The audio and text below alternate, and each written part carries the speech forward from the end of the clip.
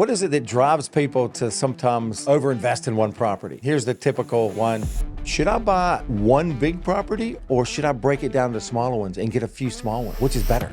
Lumping down onto one big property, these are the risks that you're going into. And if you get it wrong, the only thing you can do is just sell that one big property. Did you make the right decision buying it? You need to be focused on the end goal of where you're going. We're trying to build our wealth through building a portfolio that optimizes our wealth. This is what we're after.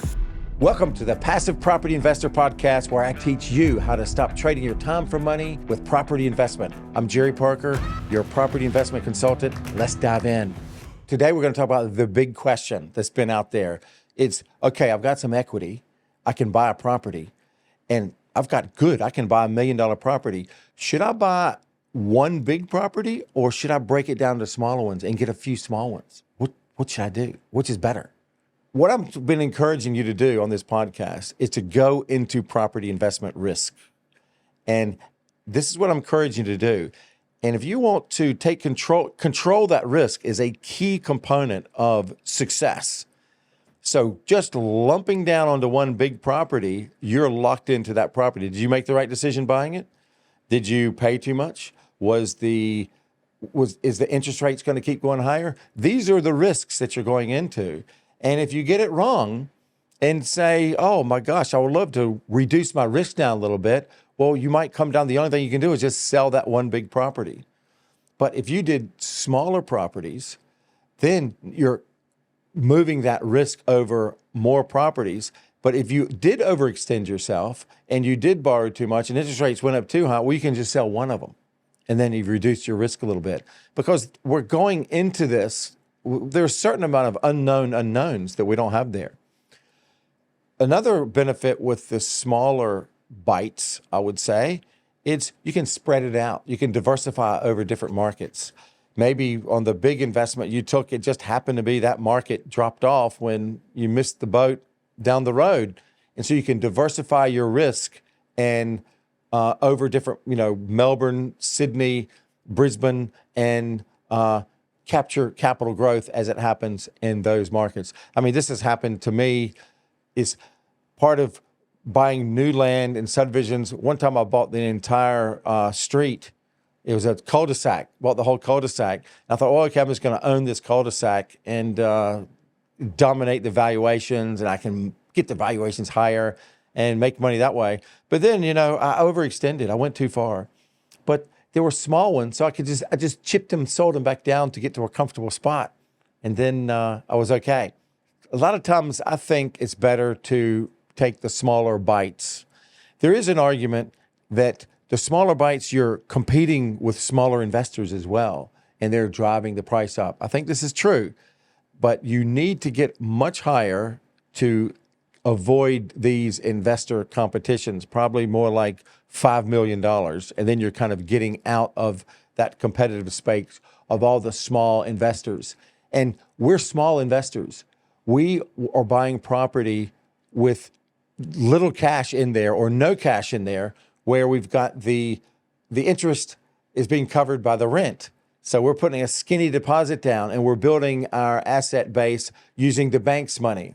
So small bites, that's what we're doing, taking them small and building our portfolio out over time, diversifying that risks and giving us the ability to sell down incrementally as we need to, or go up incrementally as we need to. And not having that risk, it reduces our stress, and we can build a plan looking forward. We can be more aggressive in our investing, and we can control it better.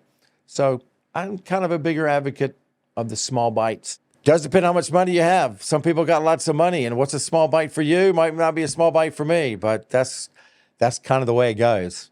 What is it that drives people to sometimes, overinvest in one property and put all their money in one property? I've had a lot of experience with a lot of clients in this fashion, and here's the typical one. It's like, no, I need to buy that one over there near the beach, and it costs, $1.5 million. And because I think I might want to retire there in the future as well, and use it as an investment also.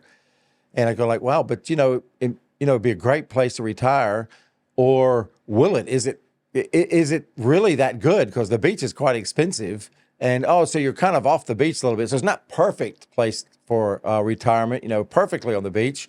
And is it a very good investment? Not perfect. So you're kind of trying to kill two birds with one stone here, which means there's going to be compromise. That means your holiday spot's not going to be that great, and your investment's not going to be great either, which is not being focused. You need to be focused on the end goal of where you're going. And we are passive property investors. We're not holiday people. We're trying to build our wealth through, property planning, building a portfolio that optimizes our wealth. This is what we're after. So, sometimes getting seduced into this killing two birds with one stone is not a good idea. So those are my thoughts about that. Okay, I want to tell you a story about one of my clients, one of my investor clients that I'm helping build his portfolio. We're looking at buying something in Brisbane. Prices have gone up there a bit. It's like $800,000 or $900,000. He lives in Brisbane, and he was pretty adamant about that. And he was pushing his financial boundaries so hard. I was going like, man, you are just tying yourself up in knots here. You're going to be stressed out. Your wife's going to be on you because you're not going to be able to take a holiday. You're going to be stressed. You're better off. And I took him down to Melbourne. And, there's a new hospital being built down there. So I think it's $1 billion hospital. We got 3 kilometers from that. It was $600,000 for the property there. And it's much more comfortable for him. And he's got a big buffer there. He's got the property. In a year or so, the hospital will be finished. He'll have big capital growth from that. And now he has been working overtime, and he's been back with his broker, and he's buying another property. And it's going to be around the $500,000 or $600,000 mark. He's got a pre-approval on his finance. And if he'd have bought that one for $800,000, he would be stuck with that. But now with another $600,000 property, now he's at 1.2, and he's diversified. And we're going to get him another property, probably in New South Wales. We're moving out of Melbourne because of the land tax. We're avoiding that. So we're going to go to New South Wales. Gives you that ability to dodge the land tax, where in Brisbane, he'd have been stuck on a little bit more land tax as well. So doing this thing as, breaking up your investments into smaller bites is working for him. And it's a better way. It's, anything to reduce stress these days. We don't want to have, this process is not to be stressful. Is to no money down real estate, stress-free. That's where we want to be. To wrap up the big question, should you go with one big investment property or break it down into smaller ones? On balance, I'm saying for us passive property investors, we're better off taking smaller bites because we get to spread our investment over different markets, reduces our risks. We spread our stamp duty off different markets, different risks. We can make the investment in smaller bites. So we don't want big, stressful investment at once. We take a small one that we know we can handle, and then we take the next one when we feel more comfortable again. And I think on balance, small bites. I think it's better to take the smaller bites of the properties as we go. Thanks for tuning in to The Passive Property Investor. If you enjoyed this episode, the best way to show your support is give a 5-star review on Apple Podcasts and Spotify. Make sure you subscribe to the YouTube so you don't miss a single episode. We're on all social media platforms, so feel free to connect with me there. And if you're having specific problems making your first investment or building your portfolio, maybe you don't know which location to invest in, how much you should invest, you're worried about who to trust, reach out for me down below. I will have the answers for you. Don't hesitate. See you on the next episode.